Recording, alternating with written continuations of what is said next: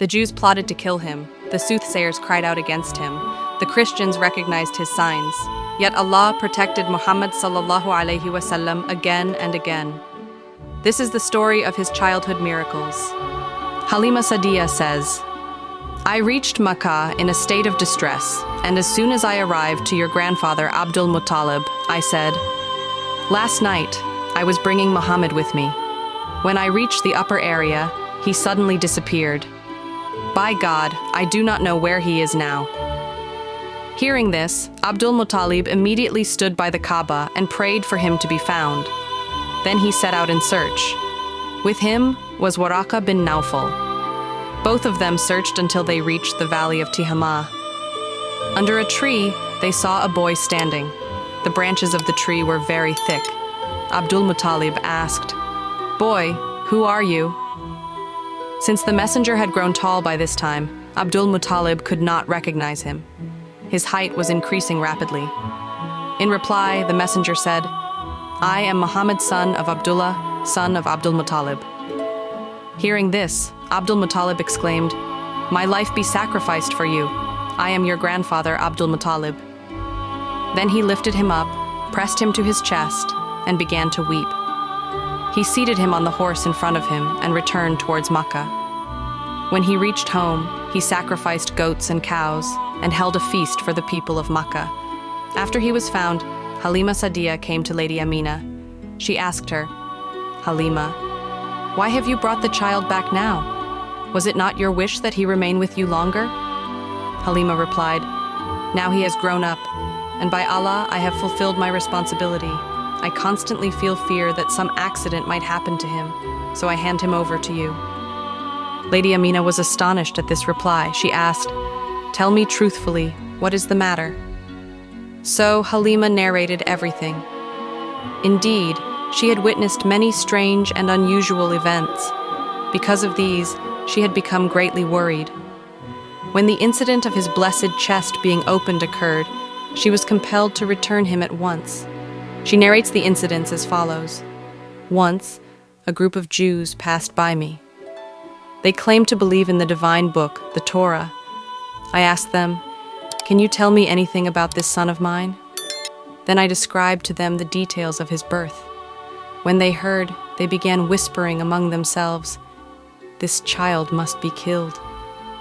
Then they asked, Is this child an orphan? I had overheard their words and realized they intended to kill him. So I quickly pointed towards my husband and said, No, here is the father of this child. Then they said, If this child had been an orphan, we would certainly have killed him. They said this because they had read in the ancient books that a final prophet would come. His religion would spread across the whole world. He would prevail everywhere, and that he would be an orphan with such and such signs from birth and childhood. Since I told them he was not an orphan, they thought he was not that child, and so abandoned their intention of killing him. Another event occurred. Once I took him to the fair of Ukaz. In the age of ignorance, a famous fair was held there between Ta'if and Nakhla. When Arabs came for Hajj, they would spend the month of Shawwal in this fair, playing, boasting, and competing. While I was walking with him in the market, a soothsayer saw him. He observed all the signs of prophethood in him. He cried out, "O people, kill this child." Hearing this, I was alarmed and quickly slipped away. Thus, Allah Almighty protected him.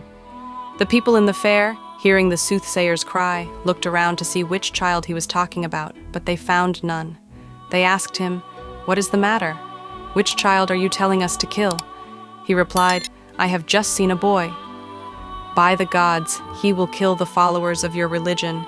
He will break your idols, and he will prevail over all of you." On hearing this, the people ran here and there in search, but failed.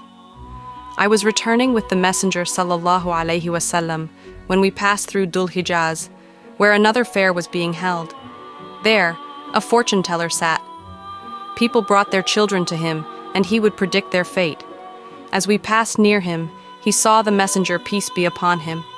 He noticed the seal of prophethood between his shoulders, and also the special redness in his eyes. He shouted, "O people of Arabia! Kill this boy. Certainly, he will kill your followers, break your idols, and prevail over you all." Saying this, he rushed towards him, but at that very moment, he went mad and died in that madness. Another incident, recorded in Seerah ibn Hisham. A group of Christians from Abyssinia passed by the messenger while he was with Halima Sa'diyah, on the way to be returned to his mother. They saw the seal of prophethood between his shoulders and the redness of his eyes. They asked Halima, "Does this child suffer from any pain in his eyes?" She replied, "No, there is no pain. This redness is natural." The Christian said, "Then give us this child, we will take him to our land. He is a prophet and of great rank. We know everything about him."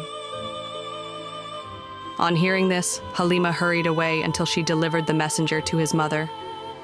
Among these incidents, the most important was the event of his blessed chest being opened.